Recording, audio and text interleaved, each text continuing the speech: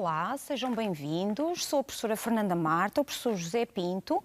Vamos dar Geografia, Cidadania e Desenvolvimento ao 7º e 8º ano. Bom, vamos começar a nossa aula por relembrar os conceitos da aula anterior. E, se bem te lembras, na aula anterior estivemos a falar da diversidade cultural. Ora, falámos da definição de cultura, dos elementos de identidade cultural, focámos, ou demos mais ênfase à língua e à religião. Falámos também do multiculturalismo, os aspectos positivos e os aspectos negativos do multiculturalismo e terminámos a nossa aula com uma abordagem às sociedades inclusivas e aos direitos humanos. Bom, na aula de hoje vamos fazer uma abordagem à localização absoluta, vamos relembrar a latitude e a longitude e também as cidades, as potencialidades do espaço urbano e a relação com o espaço rural. Vou passar a palavra ao professor José. Fica atento. Então, vamos começar com a localização absoluta. Então, cá temos o nosso planeta Terra, com mais de 500 mil quilómetros quadrados. Logo, é muito fácil nós perdermos-nos numa área tão grande. Daí a necessidade que o homem teve de inventar um sistema de localização absoluta bastante preciso. Assim surgiu a localização absoluta, que corresponde à localização de um lugar em função de um sistema de referência que seja universalmente aceite. O sistema que atualmente usamos é o Sistema de Posicionamento Global, mais conhecido pela sigla GPS, em inglês Global Positioning System. A localização absoluta permite conhecer a posição exata de um lugar na superfície terrestre. Para utilizarmos a localização absoluta, necessitamos de conhecer um conjunto de linhas de referência imaginárias. E vamos começar por ver quais são. Então, o eixo da Terra. Linha imaginária que passa pelo centro da Terra, unindo os polos, o Polo Norte e o Polo Sul, e em torno da qual a Terra gira. O Equador, outra linha imaginária, é um círculo perpendicular ao eixo da Terra e que a divide em duas partes iguais, o hemisfério Norte e o hemisfério Sul. Aqui temos uma fotografia em que alguém está no Equador, no país, na sua capital, Quito, e está com um pé no hemisfério Norte e outro pé no hemisfério Sul. Agora surgem os círculos máximos, uma vez que o Equador é um círculo máximo, divide a Terra em duas partes exatamente iguais, como podes confirmar ali pela figura.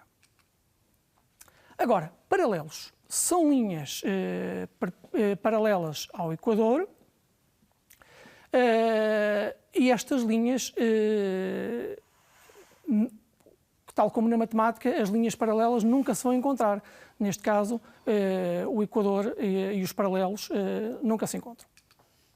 Círculos menores, círculos que dividem a Terra em duas partes exatamente iguais, e os paralelos são círculos menores, todos os paralelos são círculos menores. Então, agora, o semimeridiano de Greenwich é a linha de referência para determinar a longitude, divide a Terra em hemisfério oriental e hemisfério ocidental. Cá temos uma fotografia tirada em Greenwich, que fica nos subúrbios de Londres, no Reino Unido, e também temos alguém que tem um pé no hemisfério oriental e outro no hemisfério ocidental. Todos os meridianos são círculos máximos. Agora, semimeridianos é metade do meridiano, ou seja, uma linha que vai do Polo Norte ao Polo Sul. E temos aqui uma série de semimeridianos traçados. As linhas imaginárias de referência, quando são traçadas nos globos ou nos mapas, formam aquilo que nós chamamos uma rede cartográfica. Esta indica a distância angular, medida em graus, a que um lugar se encontra das duas linhas de referência principais, que são o Equador para a latitude e o semimeridiano de Greenwich para a longitude. São estas linhas de referência que nos permitem estabelecer as coordenadas geográficas: latitude e longitude. E existe uma terceira coordenada geográfica, que é a altitude, mas que hoje não vamos abordar. Agora, temos aqui um planisfério. Se estão recordados, um planisfério é um mapa que representa toda a superfície do planeta. Temos traçada a linha do Equador com o valor de 0 graus e, como já vos disse, divide a Terra em hemisfério norte e em hemisfério sul.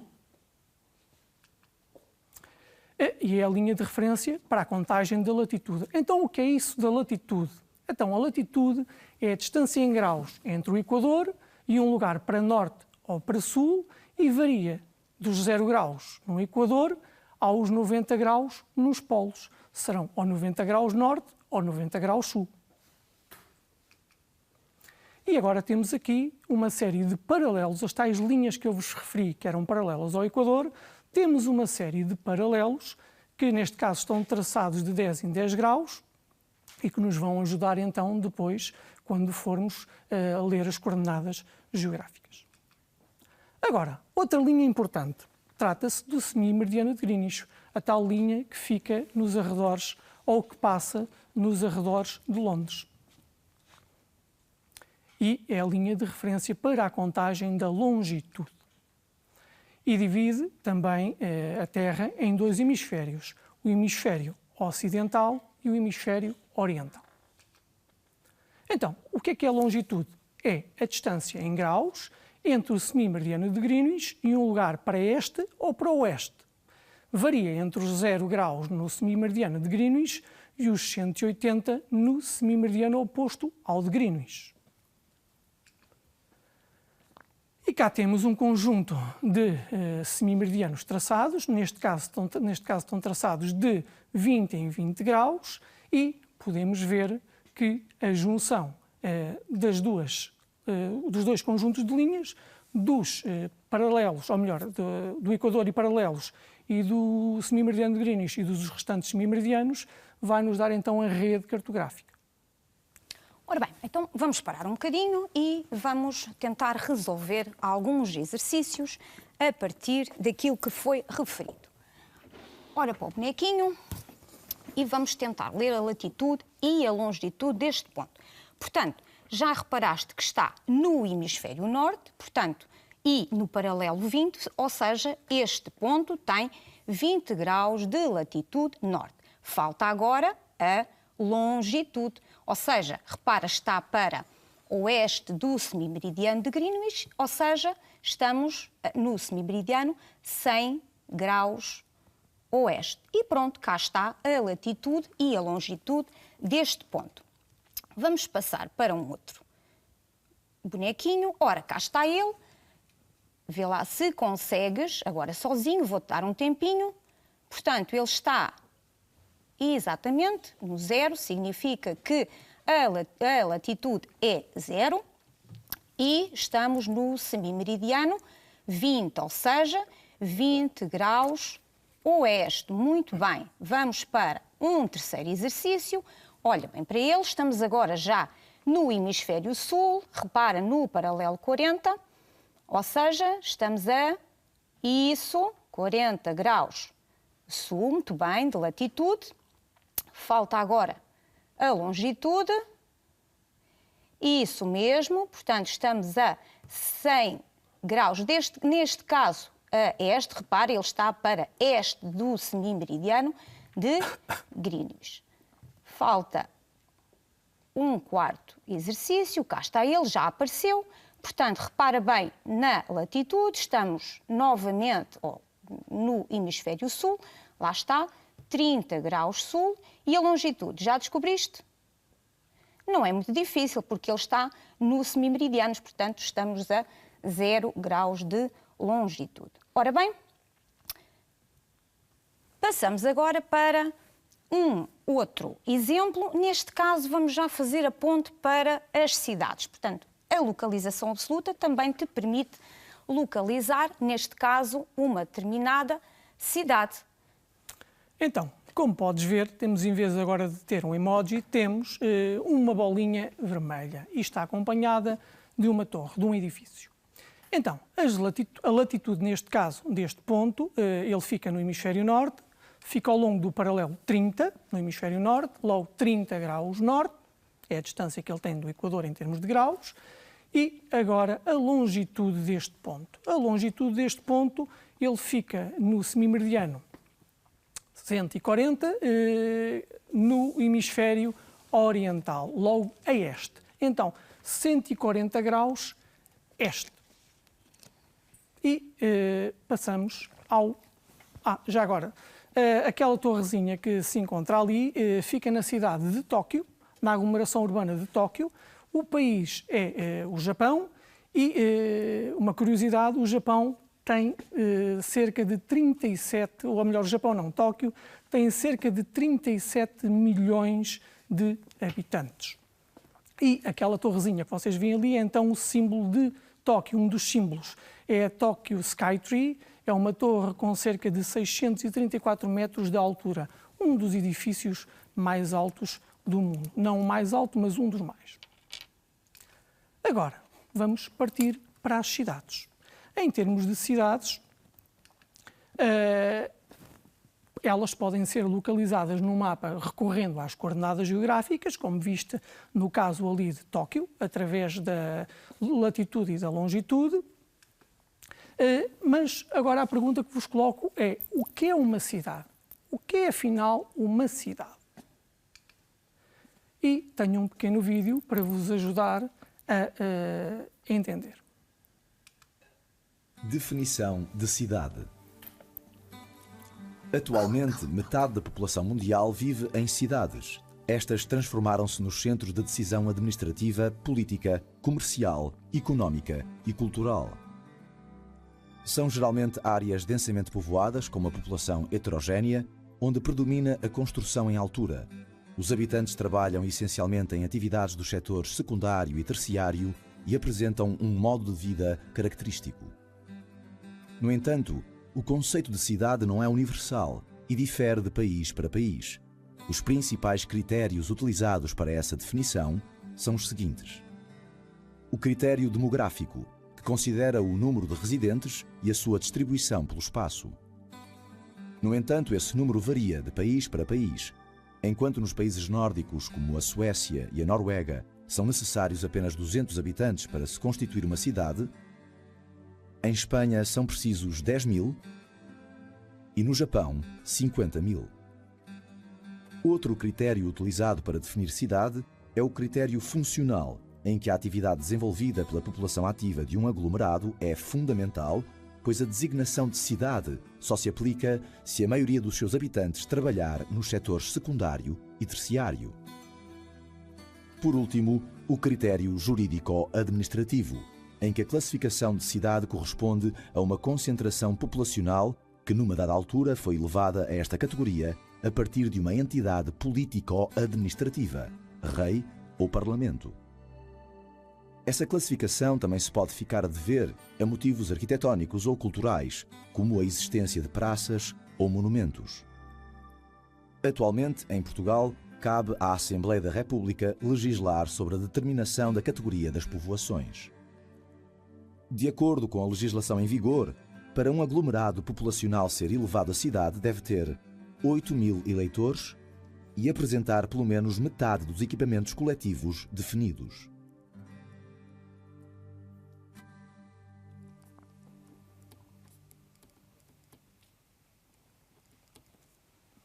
Resumindo, para se definir se um aglomerado populacional obtém ou não o título de cidade, são utilizados 3 critérios: o critério demográfico, o critério funcional e o critério jurídico-administrativo.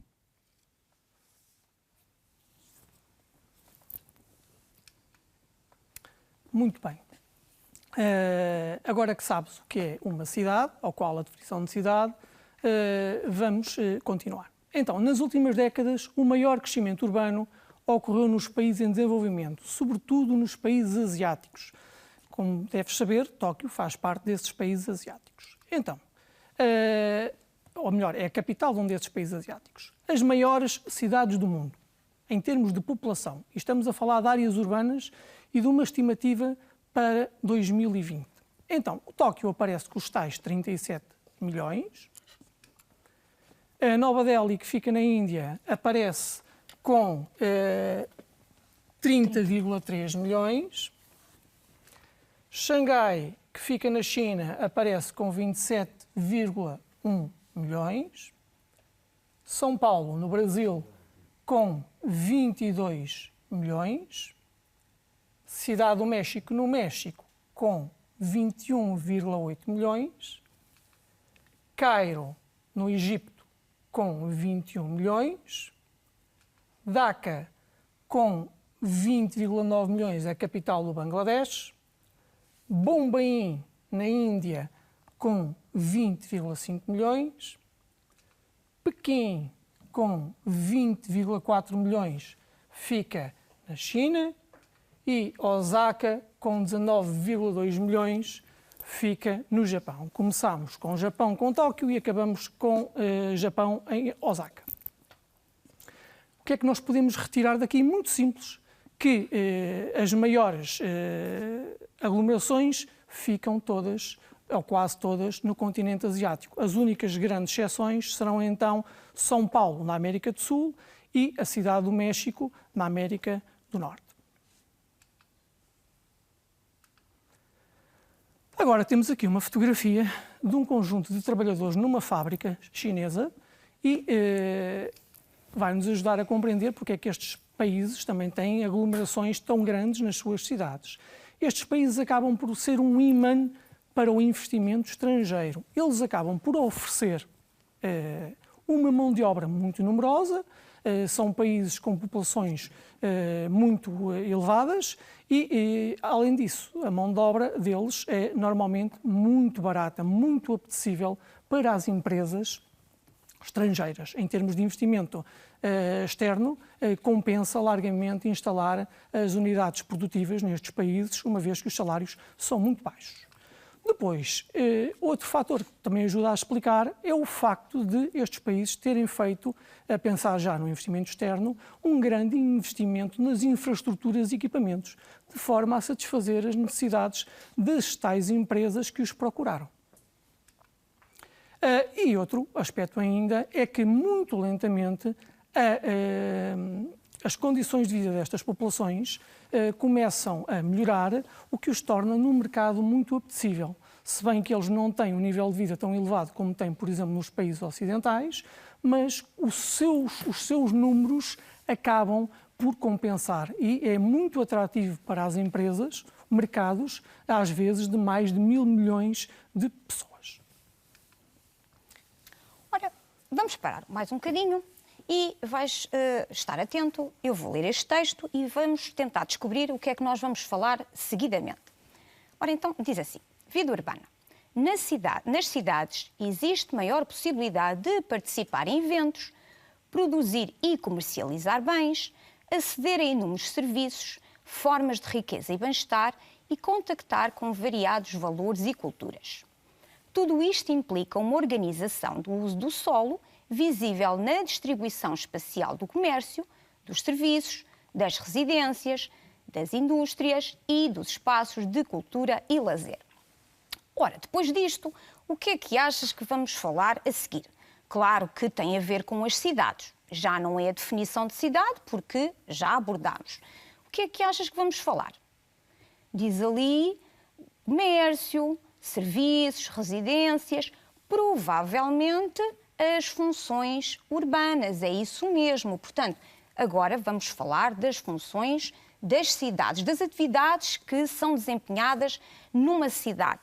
Por vezes há uma função que se destaca. Provavelmente não estás a perceber muito bem o que é que eu estou a dizer, mas fica atento e ouve estes exemplos que vamos dar a seguir. Então, temos aqui uma imagem de uma cidade, uma vista parcial de Lisboa Vista do Tejo,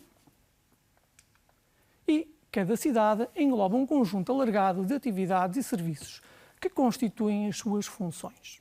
A importância dessas funções varia de cidade para cidade. há cidades que foram criadas ou cresceram a partir de uma só função e estão totalmente dependentes dela. Depois já vamos ver algumas. Quantas mais funções tiver uma cidade, maior será a sua importância. Muito bem, temos aqui uma fotografia da cidade de Elvas, com as suas muralhas. Ora, qual é que será a função aqui? Muito simples. As muralhas dizem-nos qual é a função. É a função militar. Muitas cidades tiveram origem em castelos ou muralhas, construídos para defesa das suas populações e, hoje em dia, esta função acabou por perder toda a sua importância, uma vez que a moderna tecnologia militar consegue ultrapassar facilmente estas muralhas. Outra função. Já agora, exemplos. Lisboa, Elvas ou Londres. Qualquer uma destas cidades nasceu com uma função, também ela militar. Agora, mais uma função. Temos aqui o Porto Comercial de Roterdão, na Holanda, e a função, como a própria legenda indica, será a função comercial. Foi uma das funções que mais contribuiu para o crescimento urbano. Hoje, algumas cidades são importantes centros de negócios, com os seus bancos, escritórios, seguros e comércios. Neste caso, os exemplos que nós escolhemos foi Londres, Lisboa e Roterdão. Agora, mais uma função. Não é muito difícil perceber, através da imagem, qual é que será a função. Neste caso, trata-se da cidade de Manchester durante a Revolução Industrial. E, como é lógico, estamos a falar, então, da função industrial. A função industrial foi o motor do crescimento urbano em muitas cidades. A principal atividade de algumas cidades é a indústria, que se implanta em grandes áreas na periferia ou em pequenos espaços do interior da cidade, cada vez menos no interior das cidades, porque os terrenos são muito caros. E os exemplos que nós escolhemos foi Manchester, Milão, Setúbal. Qualquer uma destas cidades, a uma dada altura, teve uma grande importância industrial. Algumas poderão já ter perdido ao longo dos tempos, mas a uma dada altura tiveram uma grande importância industrial. Agora, mais uma função. Surge-nos aqui Coimbra, a cidade de Coimbra e a sua universidade. Neste caso, a Faculdade de Direito da Universidade de Coimbra. E qual é que será a função? Função científico-tecnológica. Floresceu nas cidades com a arte, literatura, ciência e implementação de escolas e universidades. Hoje aparece muito ligado ao desenvolvimento da ciência e da tecnologia. Os exemplos que escolhemos foi Oxford, Coimbra e Cambridge. Mais uma função. Então, neste caso, temos Brasília. Trata-se da imagem do Congresso Nacional, é uma das instituições brasileiras e a função será a função político-administrativa. Cidades que são centros de decisão financeira e política, o que é visível na presença de organismos de administração pública e sedes de numerosas empresas. No caso de Brasília, terá sido uma cidade mesmo feita para ser capital. Exemplo, Bruxelas, Brasília e Lisboa. Aliás, Bruxelas até é duplamente importante, uma vez que é capital belga e, ao mesmo tempo, onde estão as sedes da União Europeia. Agora, surge-nos aqui uma imagem da Bolsa de Valores de Nova Iorque. Ora, a Bolsa de Valores está associada à função financeira. De grande importância na vida moderna, consiste na centralização em determinadas cidades das atividades que movimentam grandes somas de dinheiro, tais como a banca, os seguros, as bolsas de valores. Então, cidades que escolhemos: Chicago, Nova Iorque, Paris, Tóquio, Berna, Zurique.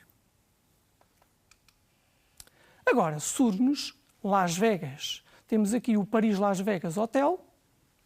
E qual é que será a função? Muito bem, função turística. Cidades que proporcionam lazer, diversão e cultura.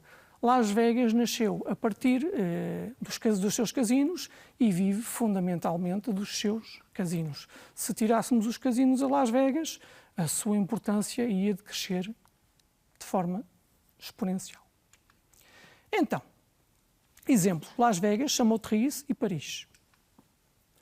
Agora, mais uma função. Fátima, o Santuário de Fátima. Função religiosa, cidades que surgiram em locais de aparições de importantes mosteiros, catedrais, etc. Estes locais são considerados importantes centros de fé e atraem milhares de peregrinos. Exemplo, Meca, Jerusalém, Fátima. Mais uma função. Neste caso, trata-se da cidade da Gualva Cacém, estação de comboio, e a função residencial. Em todas as cidades existem zonas habitacionais, desde os bairros de luxo até aos bairros de lata. Mas, em algumas cidades, algumas cidades nasceram principalmente com esta função. Caso de Almada, Amadora e Cacém. Muito bem, podemos concluir que existe uma grande diversidade de funções urbanas e que geralmente se organizam em áreas funcionais, onde predomina uma ou um conjunto de funções. Principais áreas funcionais das cidades. As cidades apresentam uma estrutura urbana composta por diferentes áreas funcionais, espaços onde são desempenhadas as diferentes funções urbanas. Do ponto de vista funcional, podem destacar-se o CBD, Central Business District, também chamado de centro ou baixa, as áreas residenciais e as áreas industriais. A organização destas áreas depende essencialmente do preço do solo, que por sua vez é influenciado pela distância ao centro e pelas acessibilidades. No CBD, verifica-se uma forte concentração de atividades administrativas e comerciais e forte acessibilidade. Possui uma grande concentração de população flutuante, isto é, população presente apenas durante o dia, com residência fora desta área, gerando grande intensidade de tráfego em horas de ponta. Esta área concentra monumentos históricos e equipamentos culturais, como teatros ou museus. O preço do solo é muito elevado, o que faz com que as construções sejam em altura. A maior parte da superfície no espaço urbano é ocupado pela função residencial, com fortes contrastes entre si. As áreas residenciais das classes com rendimentos mais elevados localizam-se em zonas menos poluídas, com boa acessibilidade, equipamentos de qualidade e espaços verdes. As áreas residenciais das classes médias correspondem normalmente a blocos de apartamentos com elevado número de pisos, com áreas inferiores às da classe alta e com uma arquitetura variada. As habitações das classes sociais mais desfavorecidas ocupam áreas onde o valor do solo é mais barato. Normalmente em espaços degradados, no interior das cidades ou em bairros sociais. Muitas indústrias localizam-se nas áreas urbanas para poderem beneficiar da existência de mão de obra e dos mercados que as cidades proporcionam. No entanto, muitas tendem a abandonar o centro e a instalarem-se na periferia, onde o preço do solo é mais barato e onde existe mais espaço disponível. Resumindo, as cidades possuem áreas funcionais com diferentes características: o CBD, as áreas residenciais e as áreas industriais. O CBD, centro ou baixa, é uma área de forte acessibilidade, com elevada concentração de atividades económicas e de população flutuante, com edifícios históricos e com o preço do solo muito elevado. As áreas residenciais são espaços onde se encontram essencialmente edifícios residenciais, com fortes contrastes entre si, de acordo com os rendimentos económicos da população. E as áreas industriais são espaços situados geralmente na periferia, onde o preço do solo é mais barato e onde existe mais espaço disponível. Só para concluir, então, temos aqui um esquema do preço do solo em função da distância ao centro e, mais perto do centro, ficará a baixa, o CBD baixa, que é quem pode pagar mais, as áreas residenciais das classes de rendimento mais elevados, em terceiro, as áreas residenciais de classes de rendimentos médios, em quarto, as áreas industriais, podem pagar menos. Em quinto, as áreas residenciais das classes de rendimentos mais baixos. O valor do solo diminui com o aumento da distância ao centro e com a perda de acessibilidade. Apenas as atividades que podem pagar ficam mais próximas do centro. E pronto, hoje ficamos por aqui. Não te esqueças que falámos da localização absoluta e também das cidades. Fica bem, fica em casa e até breve.